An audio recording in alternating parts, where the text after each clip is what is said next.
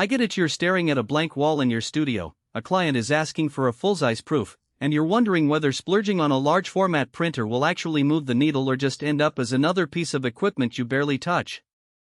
That hesitation is real, especially when the price tag isn't exactly budget-friendly. Link is in the description if you want to check the product details on Amazon. I spent a couple of weeks talking to graphic designers, a couple of architecture firms, and a few hobbyist photographers to see how a machine like the Canon imagePROGRAF TC21M fits into everyday workflows, and I want to walk you through what I learned before you decide to hit add to cart.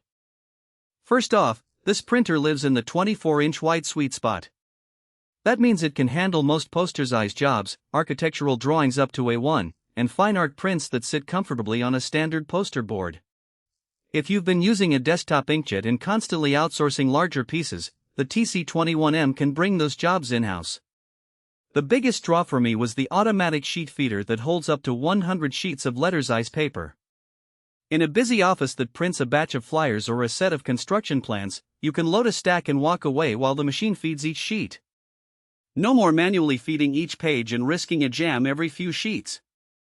One of the practical strengths that often gets glossed over in spec sheets is the built-in USB flash drive port. You can pop a thumb drive into the side and print directly without needing a PC at all.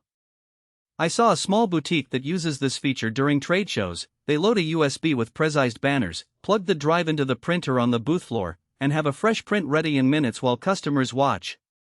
It cuts down on the "where's my laptop" scramble and makes the machine feel more like a kiosk than a traditional printer.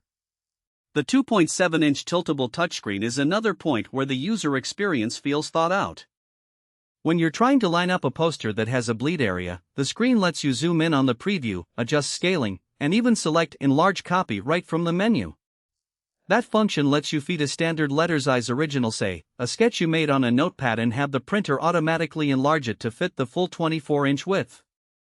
I watched a photographer take a 810 print, feed it into the scanner, and watch the image blow up to a 24-inch fine art print with minimal loss of detail.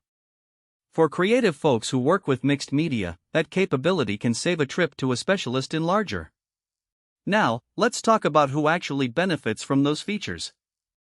Small to medium design studios, freelance architects, and educators who need to print classroom posters regularly will find the autofeeder and USB convenience a genuine time saver. If you run a print-in-demand shop that handles a lot of single-piece orders, the ability to switch between roll media and cut sheet paper without rethreading is a real workflow booster. The cloud printing and scanning integration also makes it easy for teams that collaborate remotely. Just send a file to the printer's cloud address and have it spit out a hard copy in the office while you're on the go. On the flip side, if you're a casual home user who only prints a few photos a month, the TC21M is probably overkill. The machine is designed around volume. The consumable costs for the 24-inch ink cartridges can add up, especially if you're printing a lot of full-color posters. Also, the printer's speed isn't in the same league as a production-grade plotter. A full-color A1 architectural plan will take a few minutes longer than what a high-end large-format model would do, which is fine if you have a relaxed schedule but could become a bottleneck in a deadline-driven studio. Another hidden trade-off is the media handling limitation. While the autofeeder works great for standard letter-size and thin cardstock, it can struggle with heavier media like canvas or thick photo paper. In the real world, you'll need to switch to manual feed for those heavier materials, which adds a step and can feel a bit clunky compared to a fully roll-based system that can handle a wider range of thicknesses without stopping. If your primary output is glossy photo paper or heavyweight cardstock, you'll want to factor that extra handling time into your process. The printer's network options USB, Wi-Fi, and LAN are solid for most office setups, but I did notice that the Wi-Fi configuration can be a little finicky on congested networks. In one office I visited, the IT admin had to reserve a static IP address to keep the printer from dropping its connection during peak traffic.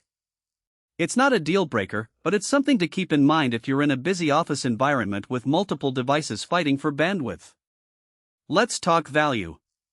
The headline specs promise 24-inch width, automatic feeding, and cloud connectivity, and on paper those sound impressive. The actual value comes from how those features shave minutes off repetitive tasks. 4.